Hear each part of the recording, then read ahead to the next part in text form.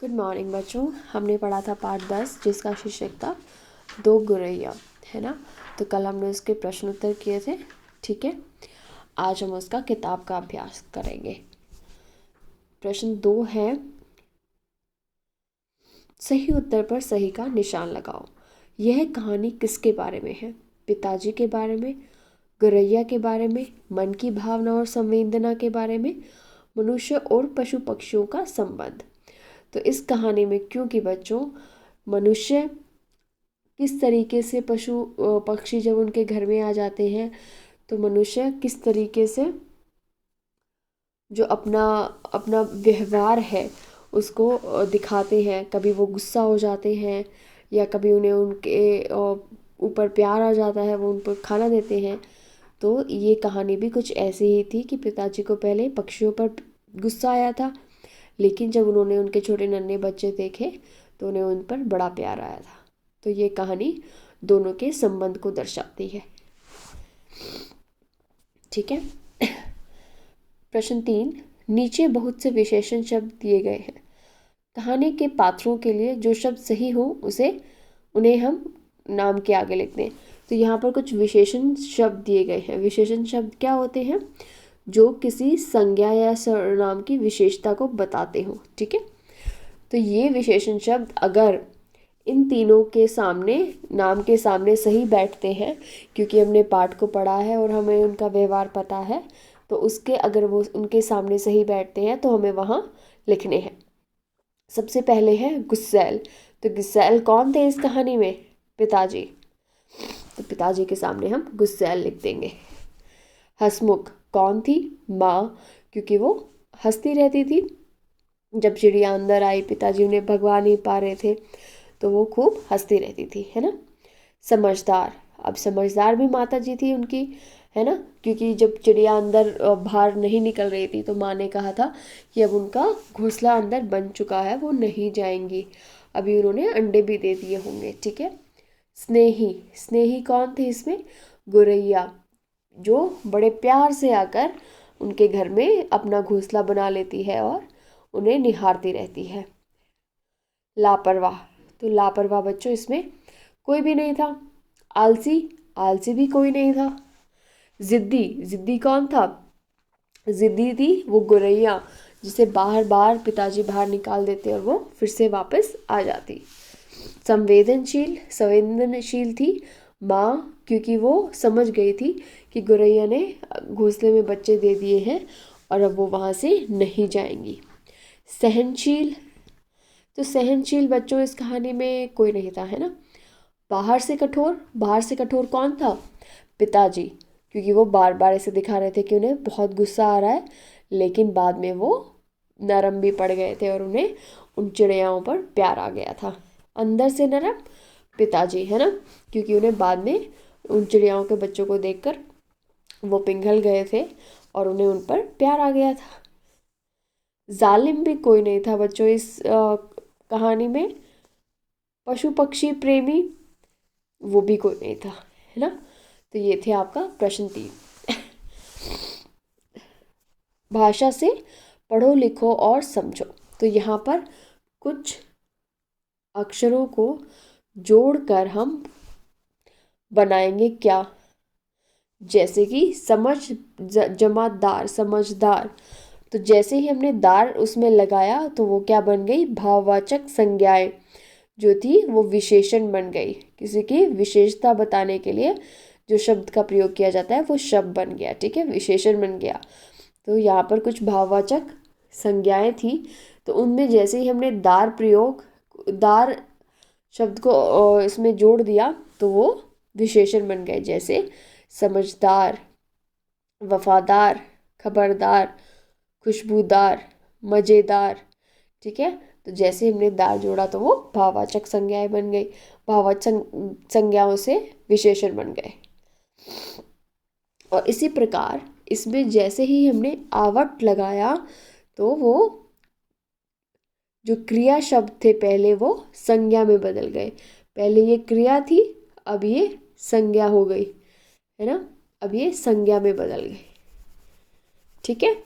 तो सजाना से बना सजावट, जो कि एक संज्ञा शब्द है। लिखना से लिखावट, बनना से बनावट, थकना से थकावट, रुकना से रुकावट। ठीक है, तो ये पहले क्रिया थी, सजाना, लिखाना, बनना, लेकिन जैसे ही हमने उसमें आवट प्रत्यय लगाया तो वो बदलकर संज्ञा बन गई। ठीक है। ख, नीचे लिखे वाक्य पढ़ो। तो आपको ये जो वाक्य है ये लिखे हैं वो उनको पढ़ना है। पर 2 दिन बाद हमने देखा, पर 2 दिन बाद भी हमने देखा। अब इस वाक्य को बदलकर भी लगा दिया गया है कि 2 दिन बाद भी हमने देखा। क्या देखा? कि वो घोंसला वही था, 2 दिन बाद भी वही था। पर 2 दिन बाद हमने भी देखा। अब भी का जो जो स्थान है वाक्य में उसको बदल दिया है, चेंज कर दिया है हमने। पहले था 2 दिन बाद भी हमने देखा, अब हमने भी देखा। हमने भी देखा माने बाकी और लोगों ने भी देखा और हमने भी देखा। पर 2 दिन बाद हमने देखा भी, मतलब कि हमने उसको 2 दिन बाद देखा भी, उसको देखा भी और उसका कुछ किया भी, मतलब उसको घोंसले को देखा भी और निकाल कर फेंक भी दिया। ठीक है, तो इसका ये अर्थ आ रहा है। तो देखा बच्चों, आपने भी को अलग अलग स्थान पे वाक्य में डालने से कैसे उसका अर्थ चेंज हो जाता है, बदल जाता है ना। तो अब है वाक्यों के रेखांकित अंश को सही अर्थ के सामने सही का निशान आपने लगाना है।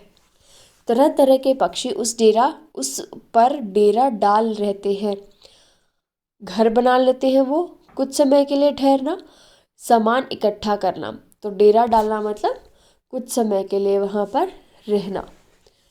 चींटियों की तो जैसे फौज की ही छावनी डाले हुए हैं। छावनी डाले हुए हैं मतलब वहाँ पे पड़ाव डाले हुए हैं, वहाँ पे रहने के लिए उन्होंने अपना घर बना के, टेम्पररी घर बना के पड़ाव डाल लिया है कि वहाँ पे आती जाती रहती है वो।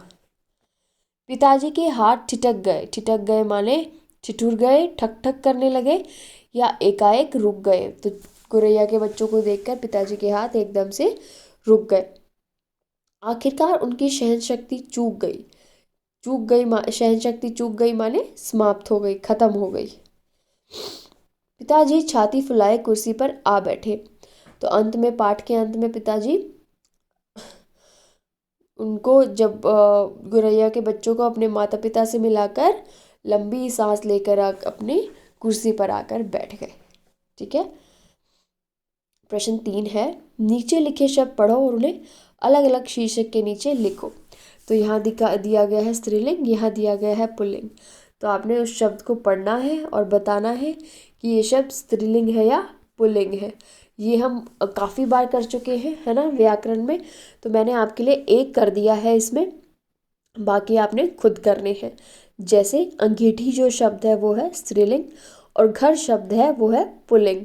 बाकी के आपने खुद लिखने हैं इसमें। ठीक है, होमवर्क में आपने भेजना है। अगर कुछ आपकी मिस्टेक्स होंगी तो फिर मैं आपको बाद में बताती हूँ।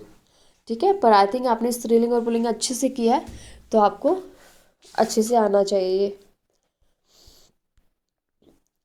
प्रश्न 4 है, कोष्टक में दिए गए शब्दों में से सही शब्द चुनकर खाली स्थान में भरो। ठीक है, यहाँ पर आपको दो दो वर्ड्स दिए गए हैं, है ना। जैसे कि सुखी, सुखी। अब उसमें सिर्फ मात्रा का फर्क है और मात्रा का फर्क होने से ही उसका जो अर्थ है वो बदल जाता है। जैसे कि अपने परिवार के साथ किसान बहुत सुखी था, मतलब वो बहुत खुश था, बहुत ही आनंद पूर्वक जो जीवन का गुजारा कर रहा था, सुखी था। किसान को 2 वक्त की सूखी रोटी भी नसीब न थी। और किसान को 2 वक्त की सूखी, जो सूख जाती है ना रोटी और टाइट हो जाती है, वो भी नसीब न थी। तो देखा आपने, सूखी और सूखी मात्रा में जैसे ही आपने मात्रा चेंज की वैसे ही उसका अर्थ भी चेंज हो गया। वसंत आते ही बागों में बहार आ जाती है, खूब सारे फूल खिल जाते हैं, है ना, हर जगह हरियाली छा जाती है, बहार आ जाती है बिल्कुल। तो सेठ ने नौकर को घर से बाहर निकाल दिया। बाहर मतलब घर से निकाल दिया, है ना। तो बाहर और बाहर दोनों में अंतर है। मैंने तुम्हें कई बार समझाया पर कोई फायदा नहीं। कई बार मतलब कई दफा समझाया, है ना। 3 बार 4 बार कई बार समझाया लेकिन कोई फायदा नहीं हुआ। चोर ने रामू के सिर पर वार किया और भाग गया। मारा उसे बहुत जोर से और भाग गया। तो बार और वार दोनों के जो अर्थ हैं वो अलग अलग हैं। तुमने इतना साहस नहीं कि मेरा मुकाबला कर सको। तुम्हारे अंदर इतनी हिम्मत नहीं, साहस नहीं कि मेरा मुकाबला कर सको। अकबर सभी धर्मों का सम्मान रूप से आदर करते थे। सम्मान मतलब, अच्छा सॉरी, ये घ वाला हम पढ़ रहे थे। सहसा एक डरावना व्यक्ति मेरे सामने आ खड़ा हुआ। सहसा मतलब एकदम से ही एक डरावना व्यक्ति सामने आकर खड़ा हो गया। तो साहस और सहसा दोनों के जो मीनिंग है वो अलग अलग है। घर का सारा सामान इधर उधर बिखरा पड़ा था। सामान, जो घर का जो सामान था, फ्रिज था, टीवी था, बेड था, सोफा था, इधर उधर बिखरा पड़ा था। अकबर सभी धर्मों का सम्मान रूप से आदर करते थे। सम्मान रूप से मतलब सबका एक जैसा आदर करते थे। ठीक है। प्रश्न 5 है, काल से जो अभी हमने किया था पाठ। आंगन में आम का पेड़ है। तो ये वाक्य है वर्तमान काल का, मतलब वो पेड़ अभी भी है। उन्हें घर पसंद आ गया था। आ गया था मतलब अब शायद नहीं आए। तो भूतकाल का है ये यहाँ से नहीं जाएंगी, ये यहाँ से नहीं जाने वाली है। तो ये भविष्य का है कि ये जाने वाली नहीं है। हो सकता है भविष्य में कभी जाए लेकिन अभी ये आगे तक नहीं जाएंगी।